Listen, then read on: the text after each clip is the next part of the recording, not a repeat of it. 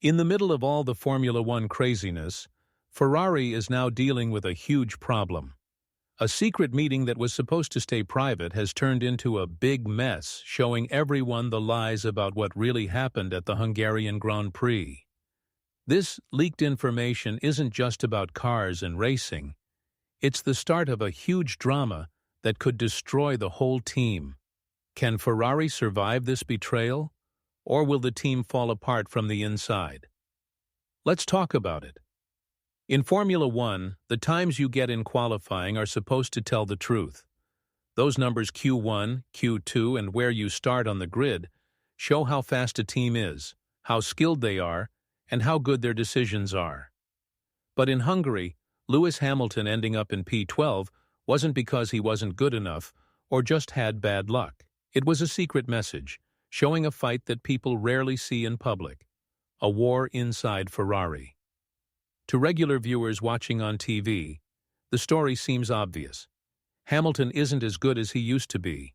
Ferrari has failed to make the car work the way Hamilton likes to drive it, and Charles Leclerc is now their favorite driver. However, for those who heard the quiet rumors in the paddock, read between the lines of the data, and understood the sneaky politics happening at Ferrari headquarters, the real story was just starting. From the very beginning of the Hungarian race weekend, weird things started happening. Usually, the mood in the Ferrari garage was stressed, but everyone worked together. Each team member knew what they were supposed to do. But this time, something felt different.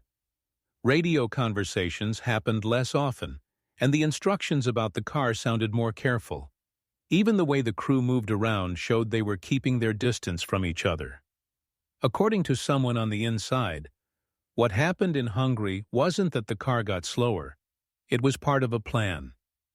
And that plan started way before the cars even left the pit area. The secret was in the engineer meeting, a private room where they talk about strategy and make big decisions. This is where the truth first came out. During the meeting, Hamilton didn't look mad or upset. He was an experienced driver who knew what he was doing. The practice session data showed that the changes he asked for, which were mainly about making the back of the car more stable when hitting the brakes, had actually worked really well. But when the next practice session started, everything changed. Hamilton looked at the data very carefully. The height of the back of the car was different. The gear settings were changed. All the things that had made him feel confident driving the car were gone. These changes were made without asking him or getting his approval. In that room, he said something that has become famous within the team. You ask for my opinion, then you ignore it when it goes against what you want to do. It wasn't a mean thing to say. It wasn't emotional, but that's exactly what made it so powerful. Riccardo Adami, who is Hamilton's race engineer, was known for fighting with the team bosses to keep Hamilton's car set up the way Hamilton wanted it. Leclerc never asked for the change. So who decided to make it? The answer can only point to one thing: someone higher up in charge. Someone in the technical department or strategy management ignored what Hamilton wanted and forced a different plan. Hamilton didn't need to yell to understand what was happening.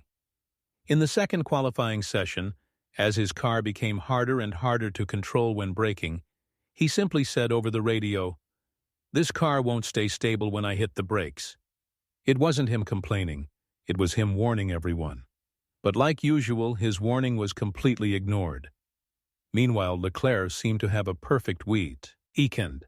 His car setup stayed exactly the way he wanted it, stable in the front and easy to turn in corners, without any sudden changes. From watching on TV, it looked like Leclerc had figured out something that Hamilton couldn't. But the real answer was simple. When you looked at the actual data, his car hadn't been changed at all. The different treatment became even more obvious on Saturday night. Hamilton asked for a small change to how the brakes worked, a change that was allowed by the rules and was really important for brake stability on the demanding Hungarian track. Ferrari said no, claiming they couldn't change the car setup anymore. At the exact same time, however, Leclerc asked for the tire warmers to be recalibrated, and his request was approved without any argument. "The rules haven't changed," said one frustrated mechanic. "Only who's asking has changed."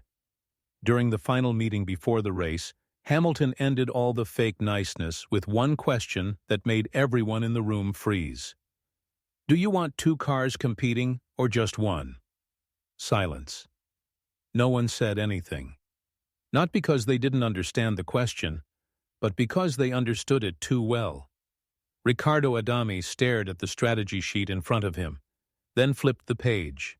It was a tiny movement that most people wouldn't notice, but to those who knew what to look for, it was a silent way of saying whose side he was on.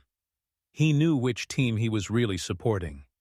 Funny enough, the tables started to turn on lap 43 of the race. Leclerc, who seemed to benefit from the system, suddenly started panicking on his radio. "Something's wrong with this car." To people watching, it looked like his tires were just wearing out.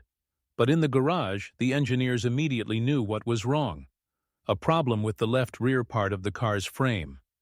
This problem had been obvious since the second practice session, and had even been written down in the team's private notes. Ferrari had taken a gamble, hoping the problem wouldn't show up during the race. They thought that since Leclerc was winning, they could hide it. But as the pressure got worse, the problem couldn't be hidden anymore. In that moment, Leclerc felt what Hamilton had been feeling all along: betrayal by his own team. While everyone was busy trying to deal with the political fights within the team, Riccardo Adami took a much more dangerous step. He quietly started giving Lewis Hamilton raw information that normally went through a careful filtering process controlled by the strategy bosses. Brake balance changes, tire wear comparisons, and details about rival drivers' throttle use in important corners. All of this information now went straight to Hamilton. No filtering. But in the middle of all those numbers and charts, one word stood out as strangely familiar: trust. It wasn't just a side note. It wasn't a technical analysis. It was a signal. It was a clear message of rebellion, suggesting that the behind-the-scenes game had just started. After the race, Ferrari took a step that split the team even more. For the first time all season, the team meetings were held separately. Charles Leclerc was put in the main room with the technical chief and top management, while Lewis Hamilton was sent to a small room with only 2 junior data engineers. Officially, they said this decision was to save time. However, everyone on the team knew the real reason was simpler and meaner: isolation. But in that small room, Riccardo Adami once again showed his refusal to give in to what was happening. Instead of giving his usual short report, he put a complete set of telemetry data on Hamilton's desk. This data contained all the raw, unfiltered information that usually only goes to the team's highest-ranking people. This wasn't just showing support for Hamilton. It was making a statement. It was a quiet rebellion, signaling that Ferrari's internal war had truly begun. Then, a voice spoke up from the outside. Someone who knew Ferrari very well, Laurent Mekies, the former Ferrari big shot who now works at Visa RB, quietly but clearly told a French journalist, "It's not Lewis who's learning Ferrari's ways. It's Ferrari who's learning Lewis's ways." The quote quickly spread through the paddock area. For those who knew Ferrari's internal history, this wasn't just an opinion. It was confirmation. Hamilton wasn't adapting to fit into their system. He was forcing their system to adapt to him. In the end, P12 was just a number on the screen. Behind the scenes, huge changes were happening. Hamilton didn't need big on-camera drama to tear Ferrari apart. He did it in a sneakier way. Through raw data, the support of just one engineer, and a silence that spoke volumes. What seemed like isolation turned out to be a strategy.